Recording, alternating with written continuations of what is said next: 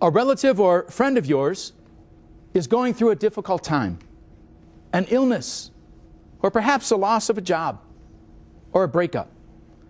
And you want to pick up your phone and call. You begin to write a card.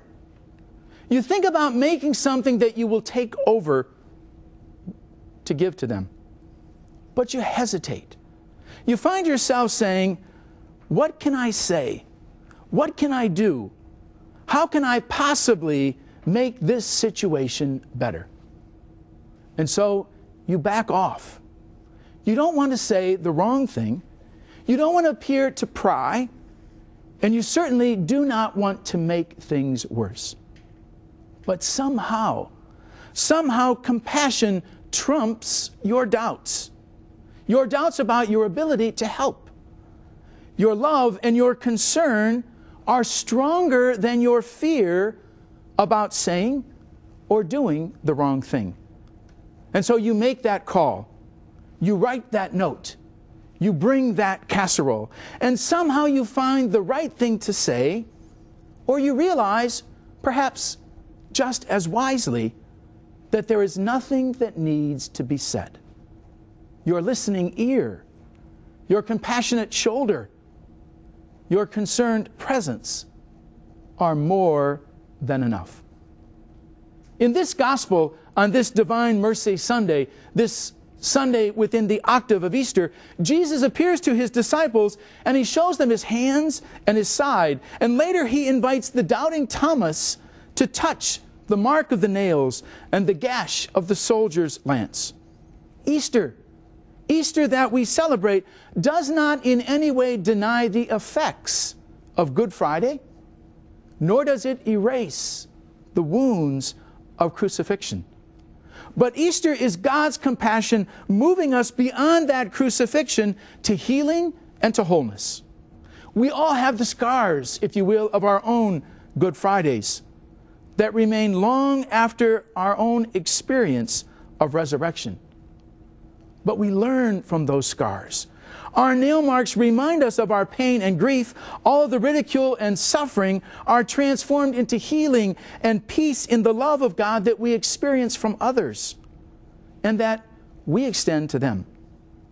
Jesus tells Thomas and the disciples gathered in that room not to be afraid of the nail marks and the scars and the fractured bones and the crushed spirits and the broken hearts.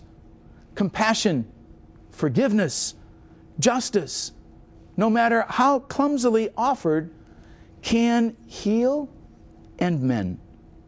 In the light of unwavering hope, with the assurance of God's unlimited grace, even in the simplest acts of kindness and understanding, is the realization of Easter in our midst. Today, Pope Benedict beatifies Pope John Paul II, that Pope who died 6 years ago last month. And when we think back of the pontificate of Pope John Paul II of nearly a quarter of a century, he spoke forcefully of the dignity and the sacredness of all life. If we think back from those early days of his pontificate, when that Polish cardinal elected the Pope stood at the window in St. Peter's Square, he was that happy man, that smiling Pope. That joy that was a part of his life was really the evidence of the presence of God. And he exuded that joy throughout his pontificate as he visited many countries. And he told us over and over again in those visits and throughout his pontificate, do not be afraid. His life was a witness to suffering. A once vigorous and active Pope eventually became very frail and very feeble. But in that frailty and in his feebleness, his teaching never diminished the value of life. And he continued to help us recognize that that weakness, that frailty, does not rob our life of its dignity, of its sacredness.